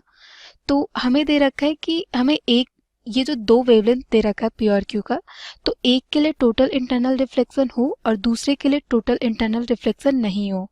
तो यदि उनमें से किसी एक के लिए हो रहा है तो मिनिमम वाले के लिए ही होगा, ठीक है। तो यानी कि यहाँ पे हमारा ये रिफ्लेक्ट कर रहा है थीटा एंगल से। तो हम देख लेते हैं कि बीम P के लिए AC सरफेस पे टोटल इंटरनल रिफ्लेक्शन का कंडीशन क्या होगा। उसके लिए हमारा आ जाएगा mu sine theta equals to, air है बाहर तो उसका रिफ्रैक्टिव इंडेक्स 1 होगा, तो यह क्या हमारा mu sine theta equals to 1, जहाँ पे कि थीटा हमारा क्रिटिकल एंगल से बड़ा या उसके बराबर होगा टोटल इंटरनल रिफ्लेक्शन के लिए। तो यहाँ से हमारा आ गया mu equals to 1 upon sine theta का वैल्यू हमारे पास दे रखा है 0.8, तो यहाँ से आ गया 1 अपॉन 0.8, तो म्यू का वैल्यू आ गया 1.25।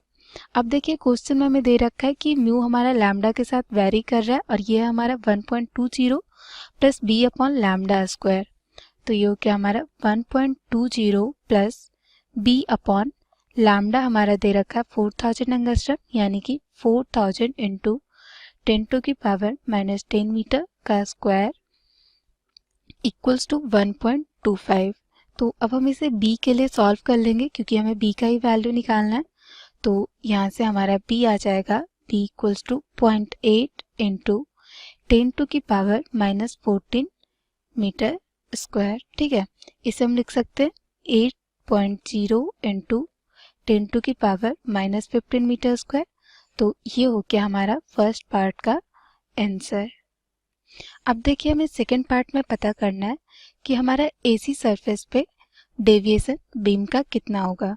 तो देखिए ये हमारा angle of incidence I equals to theta है यहाँ पे। ठीक है, तो लेट्स से कि हमारा जो रिफ्रैक्टेड बीम है ये है। ठीक है, तो इस एंगल को हम मान लेते हैं R, ये आ गया हमारा angle of refraction.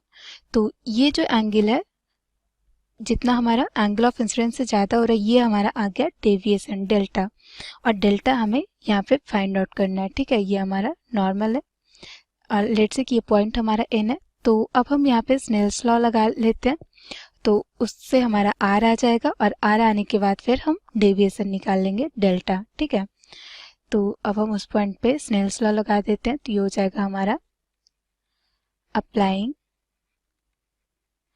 Snell's law at point n for lambda 2। ठीक है, क्योंकि लैम्डा 1 के कॉरस्पॉन्डिंग हमने टोटल इंटरनल रिफ्लेक्शन निकाला, अब लैम्डा 2 के कॉरस्पॉन्डिंग हमें रिफ्रैक्शन के लिए देखना है। ठीक है, तो देखिए हमारा स्नेल्स लॉ से हो जाएगा mu equals to sine R upon sine I। ठीक है, I यहाँ पे हमारा थीटा है, जहाँ पे कि हमारा म्यू है, म्यू हमें दे रखा है 1.20 plus B upon lambda square. तो ये हो गया हमारा 1.20 प्लस बी ऊपर अभी हमने निकाला 8.0 इंटू 10⁻⁻15। ठीक है, अपॉन लैम्डा स्क्वायर, लैम्डा हमारा 5000 एंगस्ट्रम, तो हो गया हमारा 5000 इंटू 10⁻⁻10 का square equals to sine R upon sine theta. Sine theta का वैल्यू हमें ऑलरेडी दे रखा है, साइन थीटा का वैल्यू देखिए हमें दे रखा है 0.8, तो ये हम पुट कर देंगे यहाँ पे 0.8। तो अब देखिए हम साइन R के लिए सॉल्व कर लेंगे, तो यहाँ से हमारा आ जाएगा, पहले तो ये पूरा वैल्यू हमारा आ जाएगा 1.232 equals to sine R upon 0.8। ठीक है, तो यहाँ से हमारा आ गया R इक्वल्स टू 80.3 डिग्री। अब देखिए हमारा R आ गया और थीटा हमें पता है, तो अब हम डेल्टा निकाल सकते हैं डेविएशन। तो अब हमारा डेविएशन आ जाएगा, deviation delta equals to angle of refraction R minus angle of incidence theta. ठीक है, तो R हमारा है 80.3 डिग्री और थीटा हमारा 53.1 डिग्री है। ठीक है, तो ये आ गया हमारा angle of deviation is 27.2 degree. तो ये हो गया हमारा सेकंड पार्ट का आंसर। अब देखिए अब हम देखते हैं थर्ड पार्ट के लिए।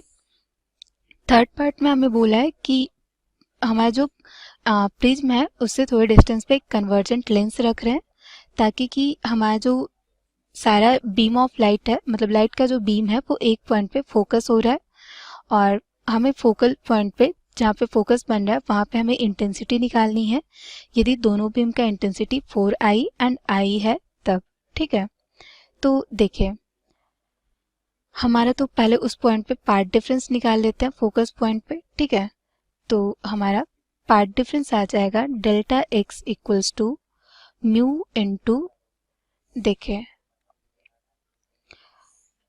ये जो हमारा नीचे वाला लाइट है वो देखिए ये इतना एक्स्ट्रा डिस्टेंस ट्रैवल कर रहा है। ठीक है, तो लेट से कि ये पॉइंट हमारा M है और ये पॉइंट B है, तो प्रिज्म में हमारा beam Q MB distance extra travel कर रहा है। उसके बाद फिर ये देखिए ये हमारा रिफ्रैक्टेड लाइट है और यहाँ से जो लाइट रिफ्लेक्ट करेगा वो भी कुछ इस तरह जाएगा। ठीक है, तो हमारा जो यहाँ से हम इस लाइन पे एक परपेंडिकुलर खींच देंगे, तो जो रे 1 है ये इतना एक्स्ट्रा डिस्टेंस ट्रैवल कर रही है, मतलब बीम P जो है वो इतना डिस्टेंस एक्स्ट्रा ट्रैवल कर रही है।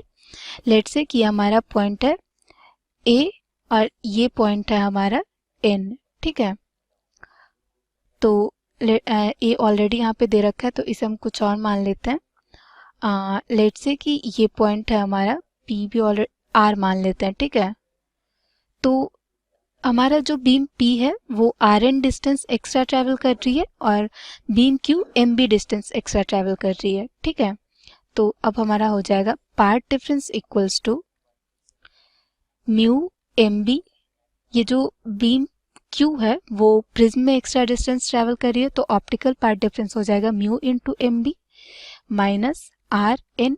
ठीक है, तो अब ये हो जाएगा हमारा म्यू MB हमारा आ जाएगा sine R upon sine I into AB sine I और RN हो जाएगा हमारा AB साइन थीटा।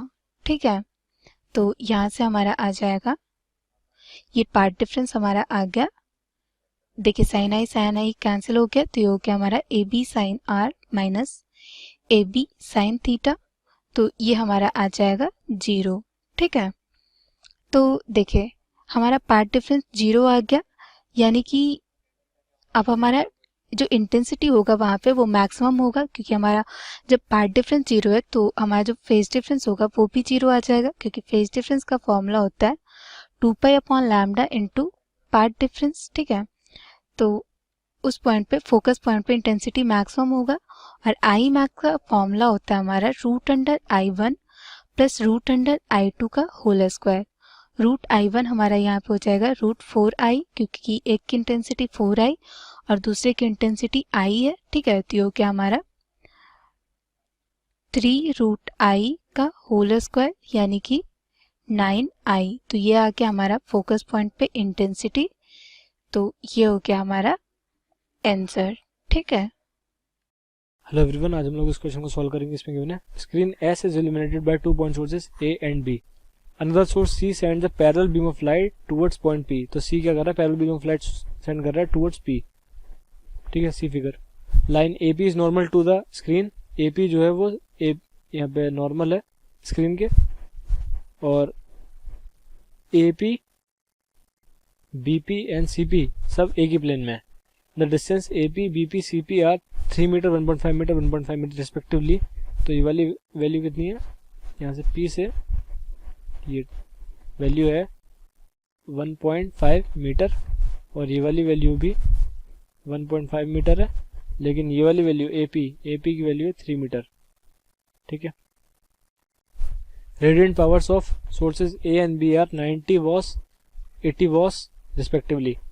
ठीक है, तो यहाँ पर जो रेडिएंट पावर्स हैं, पावर्स की यहाँ पे वैल्यू गिवन है। पावर की वैल्यू है of source A 90 watt, power of source B equals 180 watt. तो beam from C is of intensity, यहाँ पे सीधे इंटेंसिटी गिवन है। ठीक है, intensity of C equals 20 watt per metre square, सब SI में गिवन है। इंटेंसिटी P पर बतानी है पॉइंट ऑन द स्क्रीन। तो इस P पर टोटल इंटेंसिटी बतानी कितनी होगी। तो देखिए इंटेंसिटी एट पॉइंट P कितना हो जाएगा, जो भी E पर हमें इंटेंसिटी मिलेगी वो किसकी वजह से मिलेगी, यहाँ से जो भी रेज आ रही है, सॉरी यहाँ पे जो भी वेव्स आ रही हैं उन वेव्स का ये परपेंडिकुलर वाला कंपोनेंट जो होगा इसकी वजह से यहाँ पे कुछ इंटरफेरेंस होगा, और जो यहाँ पर ये वाला कंपोनेंट है स्क्रीन के अलोंग वाला कंपोनेंट, वो दोनों क्या करेंगे आपस में डिस्ट्रक्टिव इंटरफेरेंस, क्योंकि यहाँ पर 1.5 और 1.5 ये दोनों वैल्यूज इक्वल है। तो 1.5 है और ये दोनों ऑपोजिट डायरेक्शन में आ रही हैं, ठीक है। दोनों के लिए इक्वल फेज लैग है, फेज लैग इक्वल है। और यहाँ पे हम लोग पावर निकाल लेते हैं ड्यू टू सी, तो हमें पता है इंटेंसिटी कितनी है, पावर ड्यू टू बी से हम लोग पावर निकाल लेते हैं, सॉरी इंटेंसिटी निकाल लेते हैं of B at point P.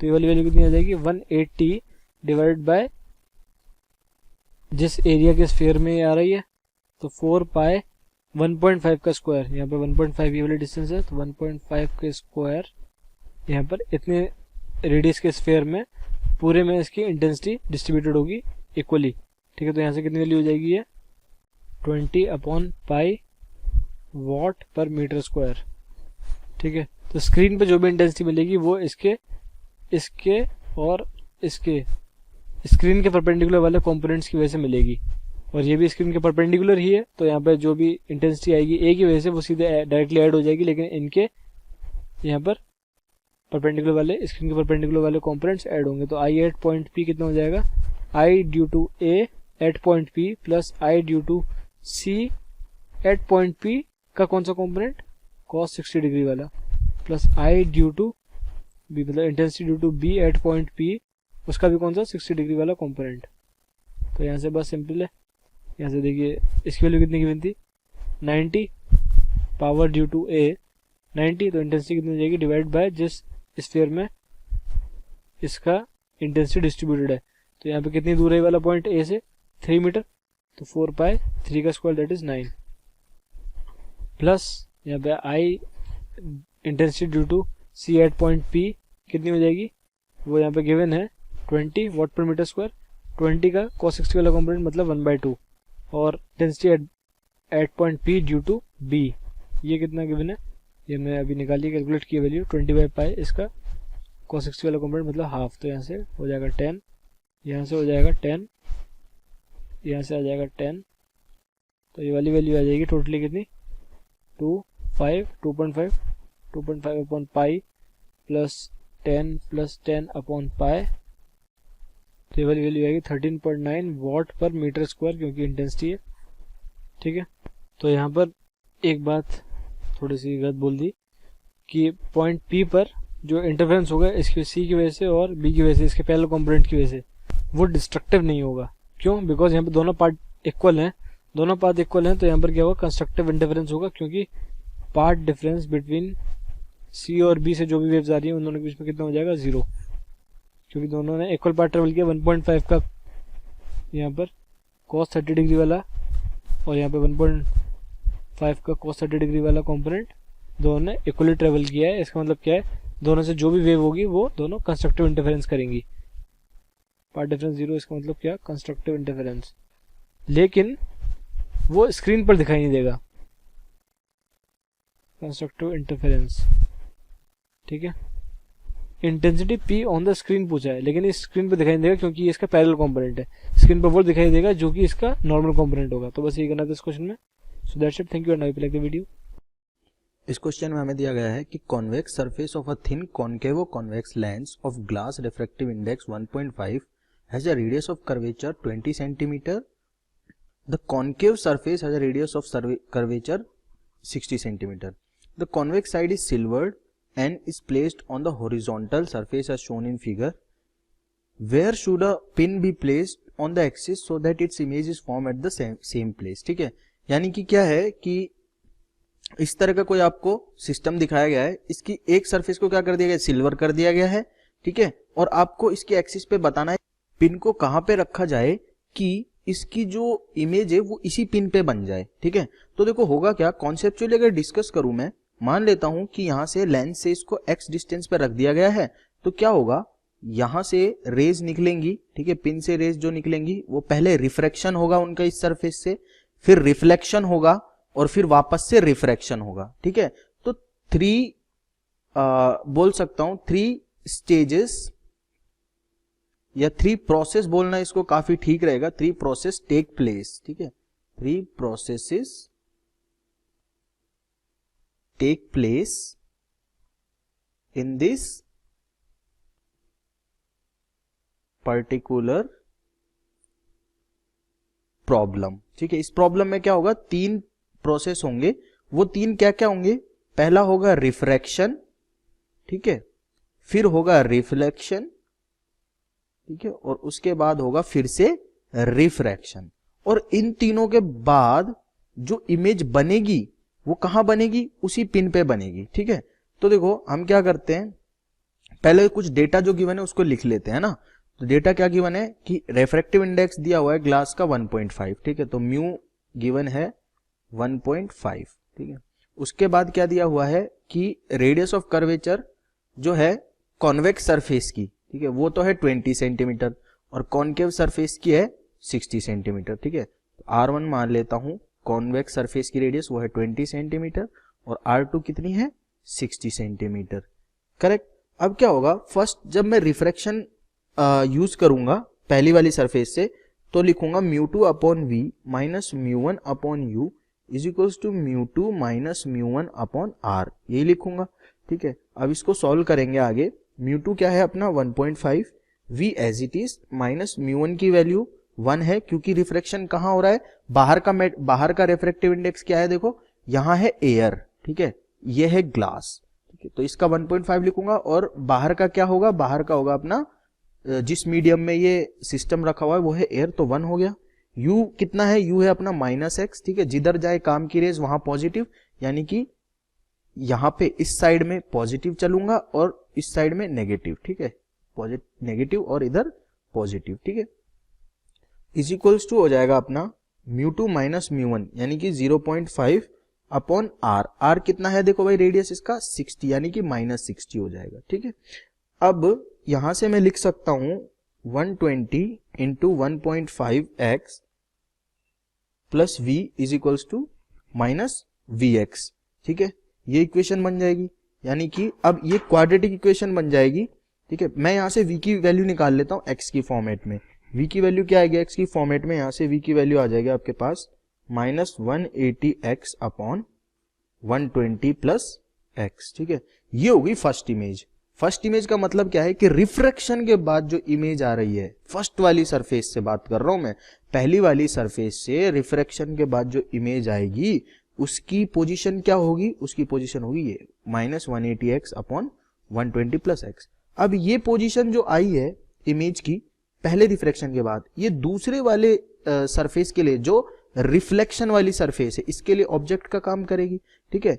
तो दूसरी वाली सरफेस से अगर मुझे क्या करना है, रिफ्लेक्शन करना है, तो मैं क्या लिखूंगा, तो मैं लिखूंगा कि 1 upon V plus 1 upon U is equal to 1 upon F. भाई यही होता है रिफ्लेक्शन का फॉर्मूला, ठीक है, मिरर फॉर्मूला भी बोलते हैं। नीचे वाली सरफेस को सिल्वर कर दे यानी कि वो मिरर की तरह काम करेगी, ठीक है। तो देखो यहाँ पे v की वैल्यू मुझे फाइंड करनी है, तो लिखूंगा 1 अपॉन वी, ठीक है, और यहां से आ जाएगा 1 upon F minus 1 upon you, यही आ जाएगा, ठीक है। अब f की वैल्यू क्या हो जाएगी, देखो इसकी रेडियस है 20 सेंटीमीटर, ठीक है, तो f होता है -r/2 concave lens, concave mirror के लिए। कॉनकेव मिरर की फोकल लेंथ हमेशा नेगेटिव होती है, तो अगर ये 20 है तो इसकी फोकल लेंथ हो जाएगी -10, ठीक है। तो लिखूंगा मैं यहां से 1 upon -10 minus of 1 upon 180x into 120 plus x, ठीक है, और वो भी किसका, माइनस का, यानी कि माइनस माइनस क्या हो जाएगा, प्लस हो जाएगा। ये आ गई अपनी वैल्यू 1 अपॉन वी की, ठीक है। तो 1 अपॉन वी 1 बोल देता हूं इसको, ठीक है, जो मिरर से इमेज बन रही है उसकी बात कर रहा हूं, तो v1 बोल देता हूं इसको, ठीक है। तो v1 की वैल्यू क्या आ जाएगी, यहां से v1 की वैल्यू अगर मैं निकालूंगा इसको सॉल्व करके, तो it will become 180x upon 120 minus 17x, ठीक है। ये आ जाएगी आपकी मिरर से रिफ्लेक्शन के बाद इमेज की पोजीशन। अब ये जो इमेज आई है रिफ्लेक्शन के बाद, ठीक है। ये अगेन इस वाली सरफेस के लिए, इस वाली सरफेस के लिए किसका काम करेगी, ये काम करेगी ऑब्जेक्ट का, ठीक है। क्योंकि पहले क्या हो रहा है रेज का, मैंने बताया आपको 3 प्रोसेस होंगे, refraction, reflection, then again refraction. पहले रिफ्रैक्शन से जो इमेज आएगी वो इस वाली सरफेस के लिए ऑब्जेक्ट का काम करेगी, फिर इस वाली सरफेस से जो रिफ्लेक्शन होगा और जो इमेज आएगी वो इस वाली सरफेस के लिए ऑब्जेक्ट का काम करेगी। तो अभी ऑब्जेक्ट क्या बन गया है मेरा, ऑब्जेक्ट बन गया है इतनी दूरी पर, ठीक है, इतनी दूरी पर बन गया है। और इमेज कहां चाहिए मुझे, इमेज चाहिए उसी पॉइंट पे जहां पे पिन को रखा गया है। तो इसका मतलब इस वाले पॉइंट से अगर मैं बात करूं तो इमेज की डिस्टेंस कितनी हो गई, -x। -x क्यों हो गई, देखो ऊपर जा रहा हूं ना तो ऊपर नेगेटिव है, मैंने लिया हुआ है ऑलरेडी, ठीक है। और इसकी रेडियस कितनी है, रेडियस हो जाएगी इसकी -60, ठीक है। क्योंकि इसकी रेडियस मेजर करने के लिए मुझे इस पॉइंट से इस डायरेक्शन में जाना पड़ेगा, इसकी रेडियस कहीं यहां होगी, तो ये भी -60 होगी, ऊपर की तरफ नेगेटिव नीचे की तरफ पॉजिटिव, मैंने साइन कन्वेंशन में आपको समझा दिया, ठीक है। तो अगेन रिफ्रैक्शन का फॉर्मूला लगाता हूं, तो थर्ड प्रोसीजर क्या कैसे किस तरह से हैपन होगा, वो होगा μ2/v minus μ1/u is equals to μ2 minus μ1/r, इसी तरह से होगा। अब देखो भाई यहाँ से μ2 क्या है, यानी कि जिस मीडियम में उस मीडियम का रेफ्रेक्टिव इंडेक्स जिसमें फाइनली रे जा रही है वो है अपना एयर, बाहर हवा है, तो 1/v, v क्या है, पोजीशन ऑफ इमेज, वो है -x, मैंने आपको समझा दिया किस तरह से -x लिखा है हमने, माइनस μ1 जिस मीडियम से आ रही है रे वो है ग्लास, यानी कि 1.5 डिवाइडेड बाय u, u कितना है, u है अपना 180x 120 माइनस 17x, यही है, ठीक है। u की वैल्यू रख दी, इज इक्वल्स टू आएगा अपने पास में μ2 माइनस μ1/r, यानी कि 0.5 माइनस का डिवाइडेड बाय माइनस का 60, ठीक है। μ2 माइनस μ1 क्या हो गया भाई, 1 माइनस 1.5, यानी कि -0.5 आ गया, तो वो यहाँ पे पुट कर दिया मैंने, ठीक है। तो यहाँ से अपने पास में सीधी सीधी x की वैल्यू आ जाएगी, क्या आ जाएगी x की वैल्यू, ये इक्वेशन को सॉल्व करेंगे तो it will become 120 plus 120 minus 17x is equals to -x, ठीक है। तो 16x जो आएगा वो किसके बराबर आएगा, 240 के, यानी कि x की वैल्यू कितनी आ गई, 15 सेंटीमीटर, ठीक है, 15 सेंटीमीटर आ गई। मैथमेटिकल एक्सप्रेशन है, इसको आप इजीली सॉल्व कर सकते हैं, x की वैल्यू आ जाएगी 15 सेंटीमीटर, यानी कि x क्या था, x वो पोजीशन थी जहां पे इस ऑब्जेक्ट को अगर मैं रख दूं तो इसकी इमेज इसी पोजीशन पे बन जाएगी रिफ्रैक्शन, रिफ्लेक्शन एंड रिफ्रैक्शन के बाद। तो काफी अच्छा और लंबा एग्जाम्पल है और इसमें सारे फिनोमिनास को समझाया गया है कि रिफ्रैक्शन कैसे होता है, रिफ्लेक्शन कैसे होता है, अगेन रिफ्रैक्शन कैसे होता है।